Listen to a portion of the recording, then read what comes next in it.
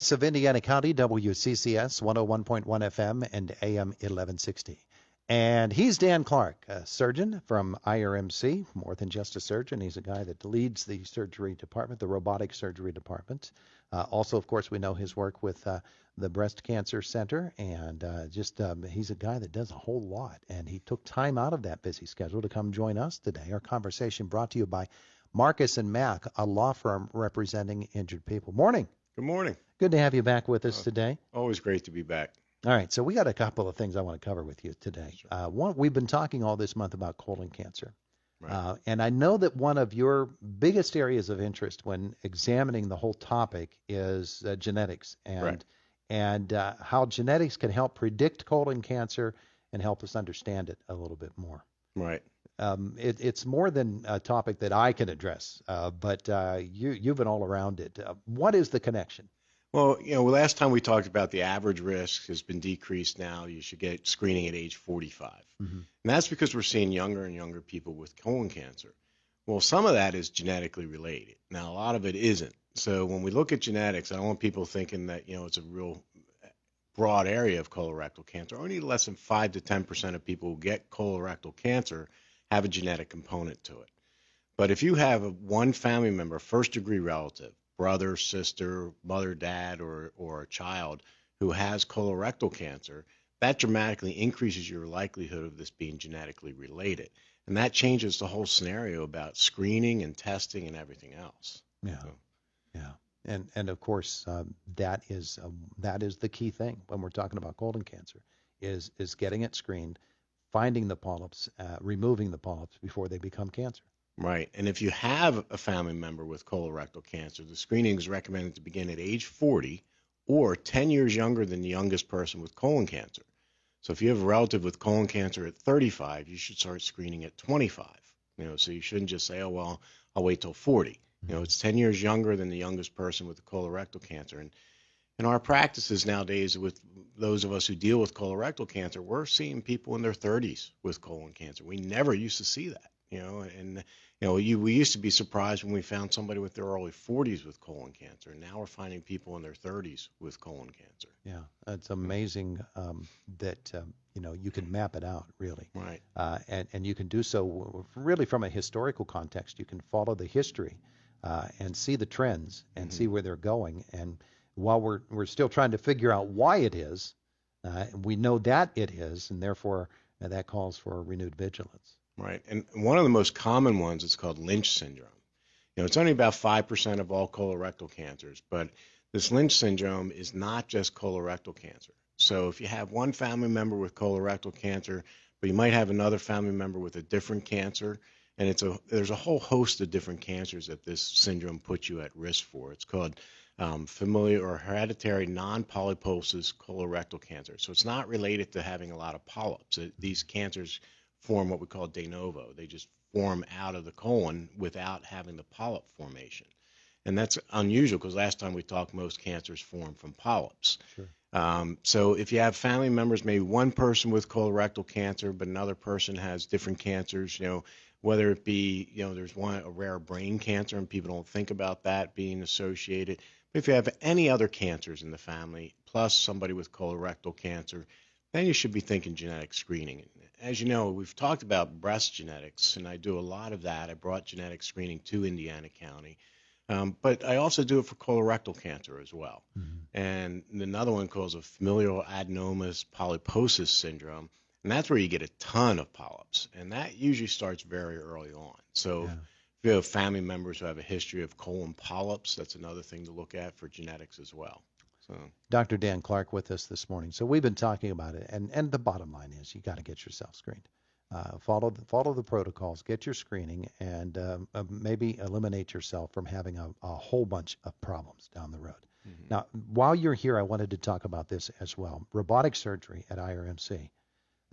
It's relatively new in that it's been a few years since it came here to IRMC. Mm-hmm. But right from the bat, the hospital went with the top of the line stuff. Right. And it also went with the guy who actually teaches people how to do it as the guy who's going to run it, and that's you. Right. And Now there's a second robotic unit, and changes coming within the whole program, in that you're not just a single team, but this is the whole group. Right. Our program has grown so fast, and we're doing so much robotic surgery that we're basically working after hours and weekends and everything else doing robotics. And we had the busiest robot in the tri-state area, Western PA, Eastern Ohio, and all of West Virginia.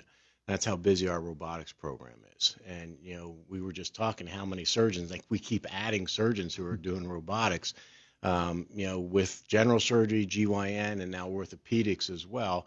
We're over 10 surgeons doing robotics now. And we had to get another robot to accommodate everything. We got the Mako robot for orthopedics for the joints. Now we have our second Da Vinci robotic robot in the operating room as well. And again, it's a top of the line robot. So now we have two top of the line robots. And you're right. The reason I'm here is because the investment Indiana Regional Medical Center has made in the technology in the operating rooms. It's not just the robot, but the operating rooms over there are fantastic too. They have all the latest and greatest. Yeah, and it takes a whole team to do it, and that training aspect is a big part of this. If you're working overtime and then some in order to get done everything that needs to be done with robotic surgery at IRMC, then you can't just have 4 or 5 people or however many are on a team. It's gotten to the point where everybody needs to be up on it. Right, and the OR staff is incredible over at the hospital. The nurses, the techs, the administration over there have all been on board with this.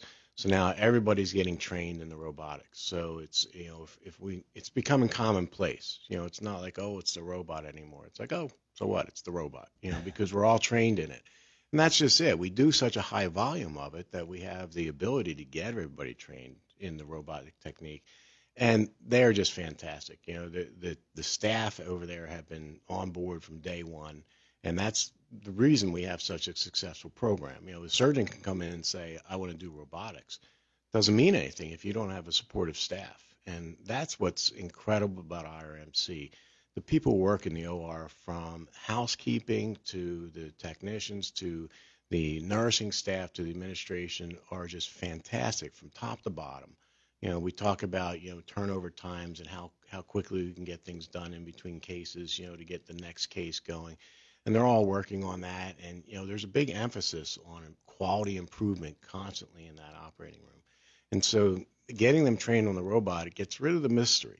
It's not, to work the robot is not complicated, actually. And that's the reason it's called Intuitive, the company that makes them, because it really is intuitive. There's not a lot of, understanding that needs to go into it. You just have to get familiar with the instrument, essentially. Mm-hmm. So when you began robotic surgeries at IRMC, you were limited to certain types of surgeries. Mm-hmm. How has that expanded since that time? Well, the more surgeries we do, the more surgeons we bring in that do different things. And the big exciting news that we have is yesterday was our first bariatric surgery day. And Dr. Walkowski, he's been on this show before, and he went to Brown University, did training in bariatric surgery. He did over 300 cases in his fellowship, at Brown. So it's not his first bariatric surgery. It's the first for Indiana. But Dr. Walkowski did 3 bariatric surgeries yesterday, done by 3 o'clock in the afternoon, which is a fantastic time, and they all went perfect. I was in there with him on these, and I don't have any credit for it. He did all the surgery for it, and he did a fantastic job. I'm really excited because he's a super well-trained and a really nice guy, and just a very intelligent, up-to-date on everything. And now we've got our new bariatrics going. We're doing colorectal cancers. We do all the advanced hernia operations. I'm considered a so-called hernia expert, and where I do what's called the abdominal wall reconstructions after other hernia operations have failed. And you get sent to somebody like me to move the muscles around. And it used to be we'd have to make a big cut, separate all the muscle layers. It's called a separation of components. And we'd have to basically flay open the abdomen and all the muscle layers to do that. It was extremely what we call morbid because it was very painful. You spent a prolonged time in the hospital, multiple drains. Now with the robotic technique, I can go in with the little incisions, the dime-sized incisions, and sneak in between the muscle layers and separate those by putting the camera and the wristed instruments inside the muscle layers and separating them all microscopically, essentially, or laparoscopically with the robotic technique, and not have to flay things open. So very few drains being used, same operation. It's still a significant rearrangement of your abdominal muscles, so you spend a couple days in the hospital, but it's not 10 days anymore, and the amount of pain is dramatically reduced with it. And these are for people who have failed other hernia operations. Unfortunately, hernias are tough. There's a 30% recurrence rate in the best hernia repairs out there. So if you get a recurrent hernia, it's not your surgeon. There's a lot of factors playing a role in that, and even I will get recurrences of hernias and everything, and I try to do my darndest to make sure that doesn't happen. But they do recur, and there's a lot of factors. We're working with torn up tissue and trying our best to reconstruct it.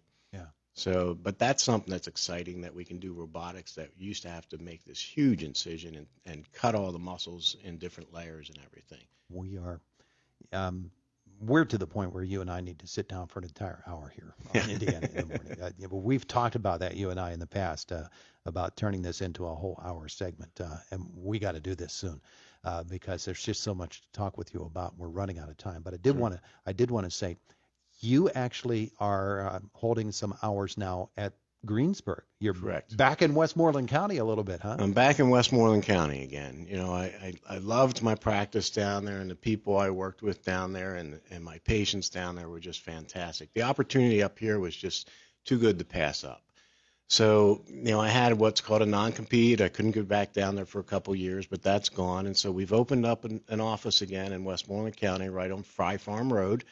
And for those who remember, when I was with Latrobe Surgical Group, I'm just 2 doors up from my old office. So it's actually a very convenient place, and it's right off of Route 30 between Latrobe and Westmoreland, up by the Mountain View area. So I'm there right now twice a month, and as the demand is, we'll increase those hours. Mm-hmm. But it's still an IRMC deal. Yes, and it's on the building says IPG Physicians, so right there on Fry Farm Road. So, and I'm also with Dr. Tracy Gemmel, gynecologist who practiced in Westmoreland County for 20 years. She was born and raised in Indiana. She's a robotic surgeon, and she's very good at robotics. And I was part of getting her recruited up here to IRMC. She is also in that same office. So Dr. Gemmel is also back in Westmoreland County as well, having hours, and she's there weekly at the same office. Good stuff. Good stuff happening. Darn, I wish I wasn't out of time. Dr. Dan Clark, thank you so much for carving some time out for us this morning. I know when I say to a surgeon carving out time, that's kind of a risky proposition. I appreciate it. Sure, always happy to come. It is Indiana in the Morning.